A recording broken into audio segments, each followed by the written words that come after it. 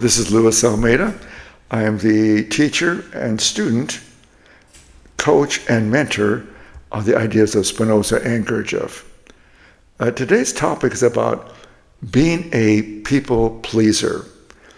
I think we all have experienced that, and as children, we want to please our parents or guardians or people of authority.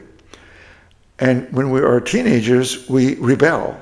We're trying to find our own sense of self. We want to develop a sense of self, and we don't want to be so needy towards our parents, even though we do need them, because they do provide a home, shelter, food, education, and so forth. So we're really not responsible. We're not employed. We don't make money. We're a teenager.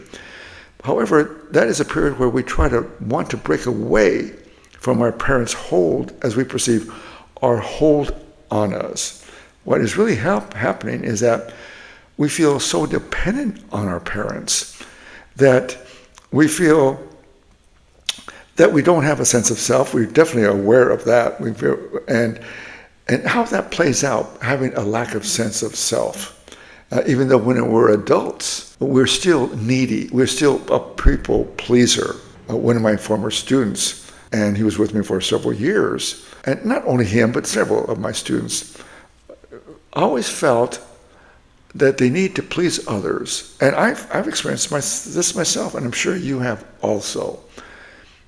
That because we lack a sense of ourselves, we believe that if others affirm us, approve of us, we must be okay.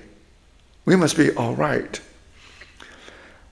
The real problem is that we were in an environment that never showed us or demonstrated to us what it means to be, or say, be your own person, to have your own authority, to understand what love is and what self-responsibility really is. I mean, I'm not just talking about a job and being responsible. I'm talking about the inner responsibility of following really what is best for you. Spinoza calls this reason, but it's more than rational thinking. Spinoza, he's a 17th century philosopher, and I also work with Gurdjieff, a 20th century mystic. I found Gurdjieff more of an introduction to the work that I do. Gurdjieff talks about that man is asleep. He had a great following. Today, he's been gone since the 50s. I think he died around 1954. But there are many Gurdjieff groups throughout the world.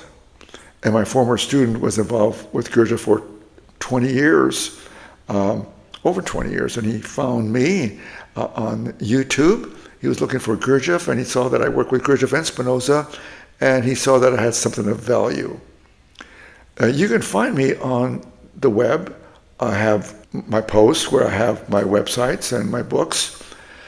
But again, to learn how to develop a sense of self, which includes your self-authority, having a self-authority, your inner authority, how to develop that, how to experience self-love, how to experience self-approval, and have a strong sense of self. There is a method, and Spinoza has a method.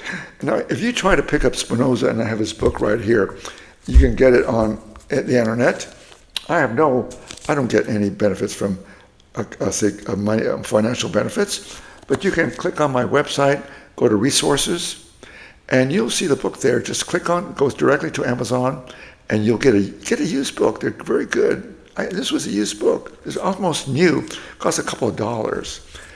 Anyway, Spinoza, a 17th century philosopher, his philosophy includes mathematics, includes medicine, philosophy, psychology, and mechanics or biology. At that period, philosophy included all these sciences. Today they're separated. And Spinoza says something very important. You can be a real good rational thinker very intellectual. But if you lack emotions, that knowledge is very abstract. Also, I learned from Gurdjieff that if you're just emotional, and your mind is passive, you might feel all these great insights, but you cannot do anything with them.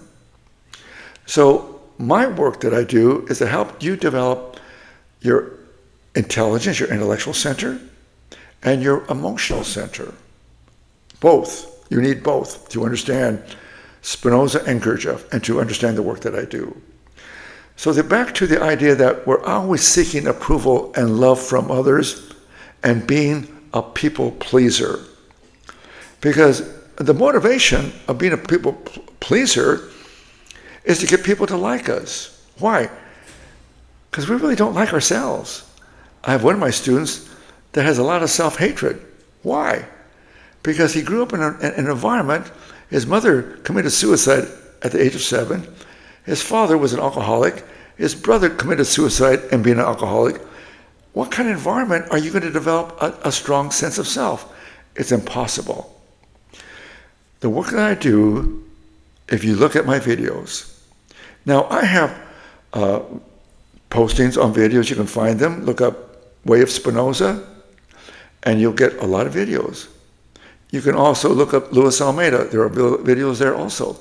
But you can say join Patreon, and it's posted, I have it under my comments. And for $5 a month, you can get over 60 videos about all what I do. However, if you want to take the next step and learn how to do the work, because by yourself, it's very difficult. Gurdjieff says something very important. He said that we are asleep, but what is he talking about? We are asleep. We are asleep to the intelligence, a higher level of the mind that desires to understand and applies reason and intuition to clarify its mind to understand. What do we want to understand? We want to see reality as it really is. If you believe in free will, and you live by free will, I mean, you can't stop it. We're born into this idea that we have free will. And Spinoza says very importantly, that the belief in free will is a great obstacle to true knowledge. If you have free will or free choice, why can't you overcome your depression and feel happy? How can you overcome your desire for food and you might be overweight and just stop it willfully? You cannot willfully change. The only way you can change is to understand. Also, if you're addicted to music or video games or the internet or TikTok, you can be very addicted 2, 3, 4, 5 hours on it, and the time goes by not realizing that you forgot you got to eat, you're not getting enough sleep. You cannot stop when you are addicted. Addiction only means that you have a desire that is excessive, and you are not able to do other things that are necessary to preserve your existence. And this is where Spinoza says, self-preservation and the law of necessity, the law of inertia, and the law of cause and effect, these laws determine your nature. So you might be aware of your desires and your reactions, but you're ignorant of the causes of them. So the work that I do is to help you awaken your intelligence. You can find me on my website. You can email me if you want further questions, and I hope you do the work. The work is to awaken. Thank you for listening. Hope to hear from you.